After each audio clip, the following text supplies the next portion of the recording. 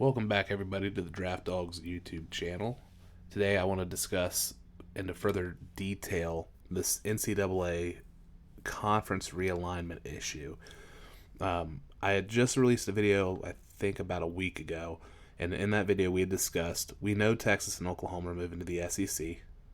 As you can see, I highlighted right here.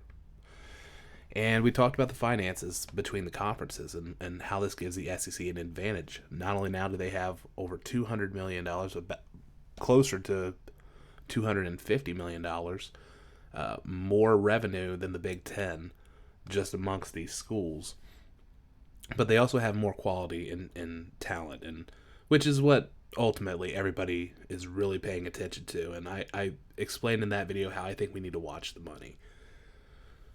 We had also discussed there were rumors of Michigan and Ohio State reaching out or being reached to go to the SEC. Now the new rumor is Florida State and Clemson have reached out themselves to go to the SEC, not the other way around. And I think it's funny that you keep hearing Michigan and Ohio State, the two highest grossing teams in the Big Ten. Florida State and Clemson, the two highest grossing teams in the ACC. Just like when you get to the Pac-12. You're going to be looking at these top four teams. And I don't think that's coincidence by any stretch of the imagination. So what you're going to see is when some of these teams, when they leave conferences, they're going to be going not by themselves. Ohio State's not just going to say, hey, we're going by ourselves to the SEC. It's not going to happen. Clemson's not going to say, hey, we're going by ourselves to the Big Ten. It's not going to happen. So it's the same reason Texas and Oklahoma went. So we know the Big 12 is wrecked. I really don't see any way to salvage it in a highly competitive way. So I do want to talk about some of the new rumors. And then the other thing I want to look at is the geographics. And I have a map here. The red states being the Big Ten, the blue states being the SEC. And this is the way that we have always known it. Now, Texas, they already had Texas A&M, but they just had a huge gain, the SEC did, in getting Texas. And even though the state was already blue, they're solid. They're locked blue now. Now they have Oklahoma. That state is locked blue. So this is what we know right now. This is how it's going to look. And traditionally, geographics have played a big part, and right now they still do. That's why the Big Ten, you can see this clump of red states. The SEC, you can see this clump of blue states. And these two conferences, I've highlighted them geographically because they are the two conferences that gross the most. They're the two conferences that this whole realignment is going to be based around. Okay? First and foremost. Now, the next thing I want to talk about is there's a rumor out there that the Big Ten, instead of merging with the ACC like I thought they might, I thought it made more sense, is discussing, just because of geographics, is discussing a merge with the Pac-12. So what I want to do is show what that would look like. And if we were to take the top 4 schools from the Pac-12 and move them into the Big Ten. Big Ten now has 2 more schools than the SEC. By gaining Washington, Oregon, Utah, and USC, are you gaining the same type of quality? Because the numbers are, the Big Ten would now be making more. Is the quality the same? Well, yeah, I think if you have Oregon, if they can return to the form they had earlier in the decade, if USC can return to what they're supposed to be, what they were 10, 12 years ago, Washington's been really good lately. Utah, I think, has always been one of the more underrated schools at least for several years. Back since Urban Meyer was there with Alex Smith. They've been underrated and under the radar. So, yeah, I think their quality adds. Now, here's the thing. If that were to happen, look at the Pac-12. Colorado would now be their highest grossing university. They're in worse shape than the Big 12. And if we look at the map, We go to red. This is what that would look like. That would be your new Big Ten. And this is what concerns me. And that's assuming Utah were to come. This is what concerns me. These top 5 states don't have, Idaho, Montana, Wyoming, North Dakota, South Dakota. They don't have any teams in the Power 5 conference. That, that's understood. But this is a big gap right here. You have 5 states right here that have no affiliation with the 2 major conferences. And even going back, if you were to merge the remainder of the Big 12 and Pac-12, the quality of that conference would not stack up against the SEC or the Big Ten. Not even close. And I don't believe they would stack up. They would stack up more favorably against the ACC, but assuming Notre Dame were still in the ACC, which right now they're still independents, I don't see that working. I do not see that working. Especially if these rumors are true and Florida State and Clemson go to the SEC. In which case, again, now the money goes higher than the Big Ten, and the Big Ten's quality is down in comparison to what the SEC's got. So this is where it gets interesting.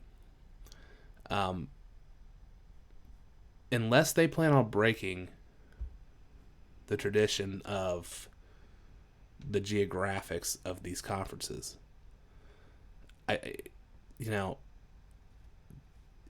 gets kind of iffy because you have right here Colorado and Kansas, then Utah, then Nevada doesn't have a Power 5 school, Arizona, there's 2 schools. What are you going to do with them?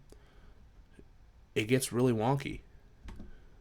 You go over here, I think even if you add Colorado to the Big Ten,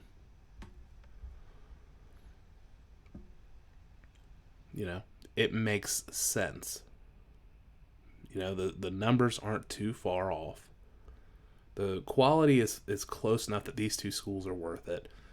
They're close. I think Iowa State would be the most likely to go to the Big Ten out of the Big 12 because of their top schools. You have Texas, Oklahoma, Texas.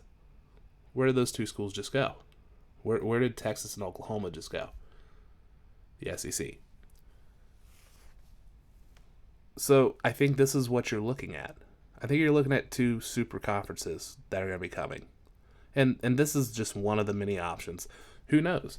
Florida State and Clemson may not go anywhere. Ohio State and Michigan may go to the SEC. Heck, maybe even Clemson and Florida State go to the Big Ten. We don't know what's going to happen. But regardless of what's going to happen, the Big 12 and Pac-12 and the remainder of the ACC, that's going to be an interesting dynamic to see what they do. And if the Big Ten did do a full merge with the Pac-12 like they were talking about, what would that be? That would be, 27 schools or so? 26, 27 schools? You're talking a mega conference. And the SEC would respond and probably snag up the rest of the Big 12, maybe some of the ACC. Right now, I think this makes the most sense. The SEC would probably snag a couple smaller schools. This makes the most sense, but then what do you do with these? That's where it gets really interesting, especially looking at the map. If Colorado does come over to the Big Ten, you could fill that in. Maybe the Big Ten gets Kansas, maybe the SEC gets Kansas. Either way, it makes sense. I think it would make more sense if the Big Ten were to take Arizona, but at the same time, that wouldn't do much to fix the chart, to fix the map. West Virginia could go either way. Virginia Tech could go either way. North Carolina State could go either way. So this is going to be, it's going to be a big step. Notre Dame is already, let's say they went to the Big Ten. The Indiana's already there. All of a sudden, the Big Ten is the power conference. So there's just a lot of ways this could go. But you have to keep looking at the money. The money is gonna be vital, but now it just makes you wonder: are they gonna, the Mountain West has always been out west. The Southeastern Conference has always been in the Southeast. The Big Ten has always been in the Midwest. Pac-12 has always been Pacific. The ACC is the Atlantic Coast Conference of these coastal states. It's going to be interesting. And I do think that this is going to play a role. So I think if you look at this and you look at money, that's where it's going to come in handy. And that's where it's going to be, you can use that to kind of predict about what's going to happen. And as far as the playoffs are concerned, no matter what happens, if any of these scenarios happen, even if Florida State and Clemson don't, if they stayed in the ACC, which I don't think they're going to, if these schools didn't come to the Big Ten, you still have the likelihood of the playoff being expanded to at least 6 to 8 teams, which I thought it should have been 6 to begin with. Power 5 conference, you could have taken the champion, put them in, and had an at-large. But that's my opinion. Now, you're going to have, let's say, Georgia. Say they lose to Alabama and LSU, but they beat Auburn and Florida and Oklahoma. It's hard to keep them out of the playoff when there's only going to be 2 or 3 teams to have a champion in there. Like, this is what you're going to see.